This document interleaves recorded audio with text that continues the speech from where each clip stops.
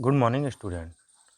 इस video lecture में हम देखेंगे आरसीसी स्टील ड्राइंग के कुछ क्वेश्चन जो आपके डीएसएस में भी पूछे जाएंगे, डिजाइन स्टील ऑफ स्ट्रक्चर में भी पूछे जाएंगे और हो सकता है कुछ बेसिक क्वेश्चन आपके स्टील ड्राइंग में भी पूछे जाएं।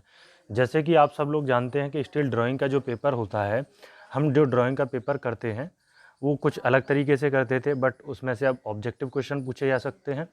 तो ऑब्जेक्टिव किस तरीके से पूछे जा सकते हैं, ऐसा कोई मतलब या तो सिलेबस नहीं है या कुछ क्वेश्चन अभी मिलना बहुत मुश्किल है।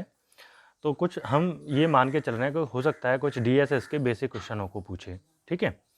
तो इसलिए हम स्टील ड्राइंग के कुछ बेसिक क्वेश्चन लेकर आए हैं। तो जैसे पहला क्वेश्चन है, जो rolled steel angle section are classified as a, जो रोल्ड स्टील एंगल सेक्शन आज क्लासिफाइड मतलब कितने प्रकार का होता है, उसका कितना क्लासिफिकेशन होता है। तो हम देखते हैं इसका आंसर कि इक्वल एंगल होता है, जो क्लासिफाइड जो क्लासिफिकेशन किया जाता है उनका इक्वल एंगल की तरीके से, या अनइक्वल एंगल या बल्ब एंगल। तो हम कह सकते हैं कि रोल्ड स्टील जो सेक्शन होता है वो इन सभी इक्वल एंगल भी होता है, अनइक्वल एंगल भी होता है और बल्ब एंगल भी होता है। तो इसका ऑप्शन हो गया आपका डी आंसर है। ओके,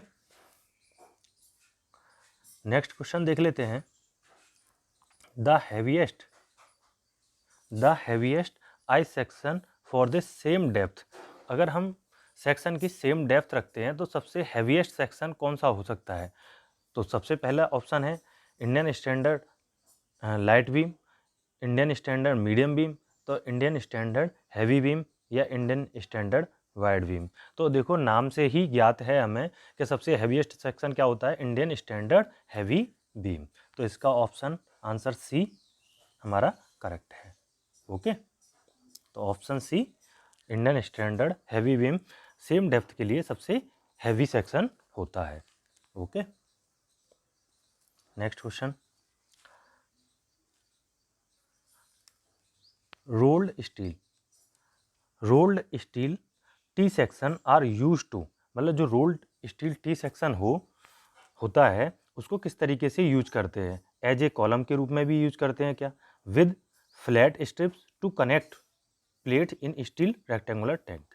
तो हमारा ये ऑप्शन ये भी ही सही है कि with flat strips to connect plate in steel rectangular tanks. ठीक है, फ्लैट स्ट्रिप के रूप में यूज किया जाता है जो प्लेट को कनेक्ट करता है रेक्टेंगुलर टैंक के केस में। ओके, तो इसका बी ऑप्शन हमारा सही है, जो रोल टी सेक्शन होता है आपका।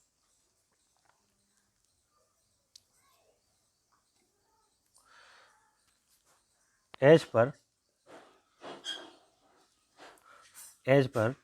ISI rolled steel beam section are classified into, जो इंडियन स्टैंडर्ड रोल्ड आई, ठीक है, रोल्ड आई स्टील सेक्शन जो होता है बीम का, वो कितनी कैटेगरी में क्लासिफाइड किया जाता है। तो इसकी 4 सीरीज होती हैं, ठीक है, 4 सीरीज होती हैं। 4 सीरीज में सबसे पहले होता है मानो कॉलम, ठीक है, कॉलम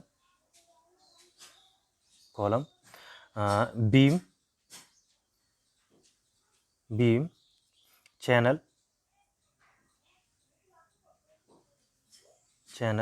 और एक और होता है आपका एंगल। Okay, angle. ओके, तो 4 सीरीज होती हैं इसकी। अगर पूछा जाए क्वेश्चन तो आप इसका आंसर लिख सकते हैं।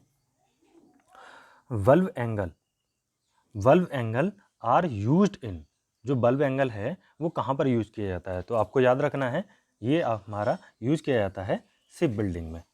ओके, शिप बिल्डिंग में हमारा बल्ब एंगल यूज किया जाता है। ओके, तो आपको याद रखना है डायरेक्टली कि बल्ब एंगल कहाँ यूज किया जाता है, शिप बिल्डिंग में। ओके, लग एंगल क्या होता है, ठीक है, कहाँ यूज किया जाता है। तो लग angle used with single angle member, not used with double angle member, या यूज्ड विद चैनल मेंबर। तो इसमें ऑल ऑप्शन करेक्ट हैं। ठीक है, जो लग एंगल होता है वो मेन एंगल को क्या करता है, सपोर्ट करता है। ठीक है, जैसे आपका एक मानो एक इस तरीके से स्ट्रिप्स है, ठीक है, अब इस पर आपको लग एंगल बनाना है तो आप मान के चलिए इस तरीके से, ठीक है, और इसी के नीचे जस्ट आप इसी के नीचे आपका एक और मेन एंगल लगा हुआ है। ठीक है, तो यहाँ पर क्या करता है, मेन एंगल को सपोर्ट करता है, ये हमारा लग एंगल है। ओके, तो लग एंगल का जो कार्य है, मेन जो एंगल होता है उसको सपोर्ट करने का भी काम करता है।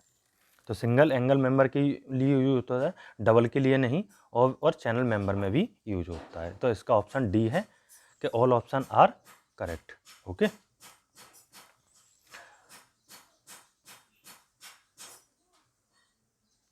Permissible bending stress in steel, जो परमिसिबल बेंडिंग स्ट्रेस होती है स्टील में वो कितनी होती है? ठीक है, ये होती है, इसका बी ऑप्शन सही है, 1890 kg पर सेंटीमीटर स्क्वायर। ठीक है, याद रखना है आपको डायरेक्टली। ठीक है, 1890 kg पर centimetre square permissible bending stress in steel. Okay,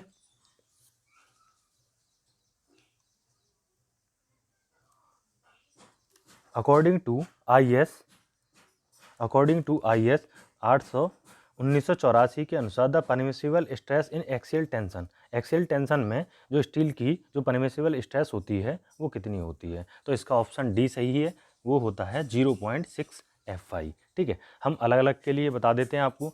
अगर एक्सियल टेंशन पूछे और एक्सियल कंप्रेशन पूछे, अगर कंप्रेशन भी होता यहाँ पर तो तब भी हमारा आंसर डी ही होता। ठीक है, तो एक्सियल टेंशन और एक्सियल कंप्रेशन के केस में हमारा 0.6, और ये जो 0.66 है ये फ्लेक्चर के केस में होता है आपका। ठीक है, फ्लेक्चर के केस में 0.66।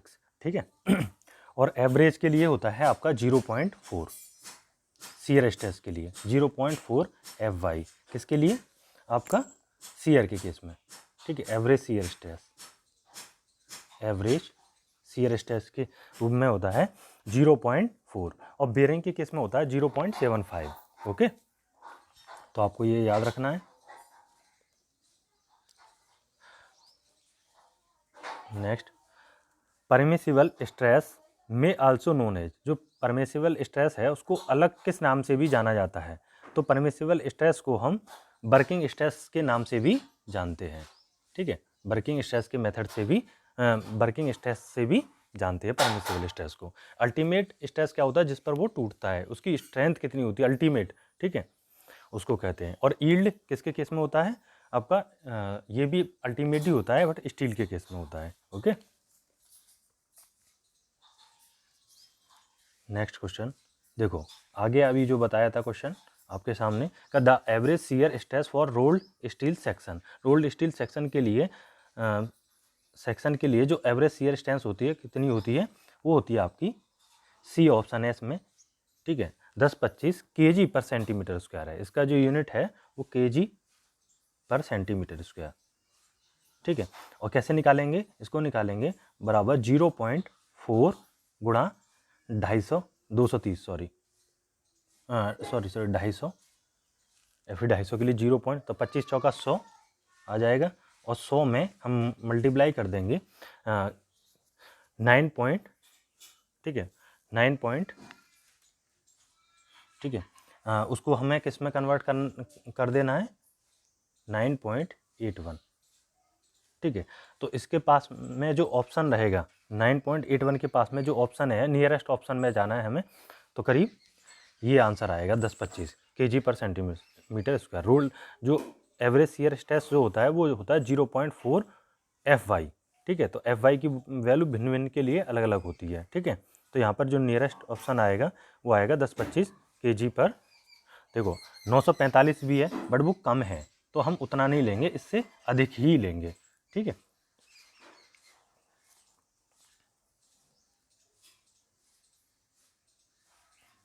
द मोस्ट इकोनॉमिकल सेक्शन जो होता है, द मोस्ट इकोनॉमिकल सेक्शन होता है वो होता है आपका tubular section. Tubular section most economical section होता है, सबसे अच्छी स्ट्रेंथ रहती है सेम डेप्थ के लिए। Next question, percentage increase of carbon in steel, अगर हम स्टील में कार्बन की परसेंटेज को बढ़ाते जाएं, percentage increase in carbon steel में अगर परसेंटेज बढ़ाते जा रहे हैं तो क्या डिक्रीज होगा? ठीक है, अगर हम परसेंटेज बढ़ाते हैं कार्बन की तो उसकी डक्टिलिटी क्या हो जाती है, कम होती चली जाती है। ठीक है, उसकी हार्डनेस बढ़ जाती है, स्ट्रेंथ बढ़ जाती है, ब्रिटलनेस भी बढ़ जाती है, बट डक्टिलिटी क्या हो जाती है, कम हो जाती है। ठीक है, अगर हम कार्बन कंटेंट बढ़ाते जा रहे हैं। ठीक है, तो ध्यान रखना है, कार्बन कंटेंट बढ़ाते हैं तो डक्टिलिटी घटती चली जाएगी। Okay,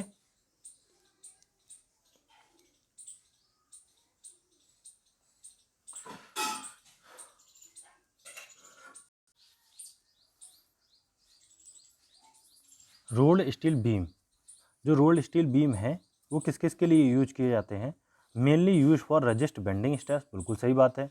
used as a independent section to resist compressive stress, तो वो कंप्रेसिव स्ट्रेस को भी रजिस्ट करते हैं, तो बिल्कुल सही बात है, बेंडिंग को भी। ठीक है, कंप्रेसिव स्ट्रेस को भी। Used as a independent section to resist tensile stress. ठीक है, तो ये भी बिल्कुल ठीक बात है। तो इसमें क्या है, ऑल ऑप्शन हमारे क्या है, करेक्ट हैं। ठीक है, थोड़ा सा इंग्लिश में है, थोड़ा कम क्वेश्चन मिलते हैं उसमें हिंदी में, तो उस वजह से हमें थोड़ा सा इंग्लिश में पढ़ाना पड़ रहा है, लेकिन हम कोशिश करेंगे कुछ क्वेश्चनों को अब हिंदी में भी लेकर आएँ। ठीक है,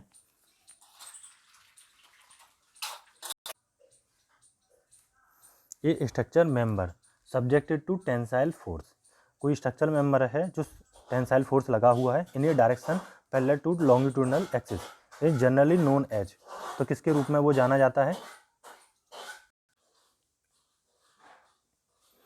a structure member subjected to tensile force in a direction parallel to longitudinal axis is generally known as a tie member, a tie member, और एज ए टाई के रूप में, या ए टाई मेंबर के रूप में, या ए टेंशन मेंबर के रूप में।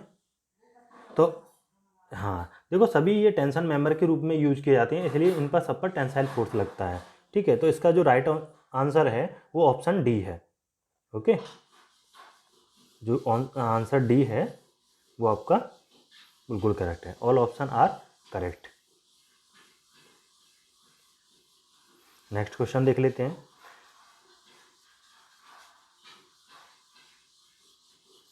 The one that has the least carbon content, सबसे कम कार्बन कंटेंट किस में होता है? व्रॉट आयरन में, कास्ट आयरन में, या माइल्ड स्टील में, पिग आयरन में?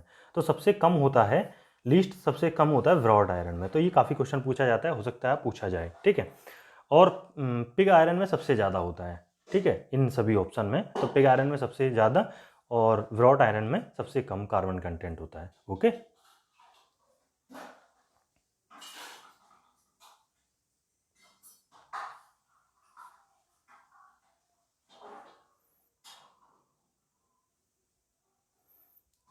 नेक्स्ट क्वेश्चन देख लेते हैं। The gross dia of 14 mm nominal dia है, तो ग्रॉस डाया कितना होगा? तो ध्यान रखना, तो कितना हो जाएगा इसमें, 14 में 1.5 ऐड हो जाएगा, तो ये हो जाएगा 15.5। ओके, ध्यान रखना है आपको, अगर 25 mm से कम हो तो उसमें 1.5 ऐड करते हैं, 1.5 ऐड करते हैं, और अगर उससे ज़्यादा हो 25 से तो 2 ऐड करते हैं।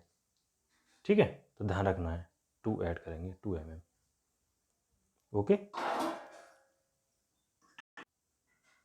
The strength of field rivet as compare to soft rivet, जो फील्ड रिवेट की जो स्ट्रेंथ होती है वो सॉफ्ट रिवेट के जो सॉफ्ट रिवेट जहाँ पर हम बनाते हैं इसको एक तरीके से लेबोरेटरी में, उससे क्या होती है, कम होती है। उसका कितना परसेंट होती है? वो होती है 90%।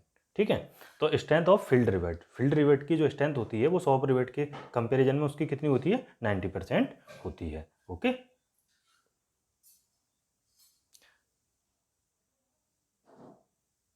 Minimum pitch of a rivet shall not be less than, जो मिनिमम पिच है वो किससे कम नहीं होनी चाहिए? आपकी 2.5D, इसका ऑप्शन वी है।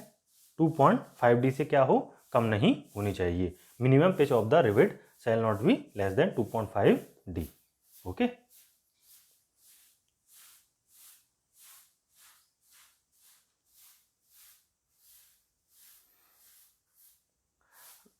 Design of a rivet joint is based on the assumption, जो डिजाइन होती है आपकी रिवेट जॉइंट की वो किस किस पे अजम्पशन पे है? तो load is uniformly distributed among all the rivet, जो लोड होता है वो सभी रिवेटों पर क्या होना चाहिए? डिस्ट्रीब्यूट हो जाना चाहिए इक्वली, तो बिल्कुल सही ऑप्शन है। ठीक है, पहला भी सही है। Shear stress on A rivet is uniformly, shear stress क्या हो, यूनिफॉर्मली होनी चाहिए, तो ये भी बिल्कुल करेक्ट आंसर है। ठीक है, ये अजम्पशन है रिवेटेड जॉइंट का। Bearing stress is uniform between the contact surface of the plate and the rivet, तो बिल्कुल सही बात है, ये भी ऑप्शन बिल्कुल। तो इसमें क्या है, ऑल ऑप्शन हमारे करेक्ट हैं। Okay, all option are correct.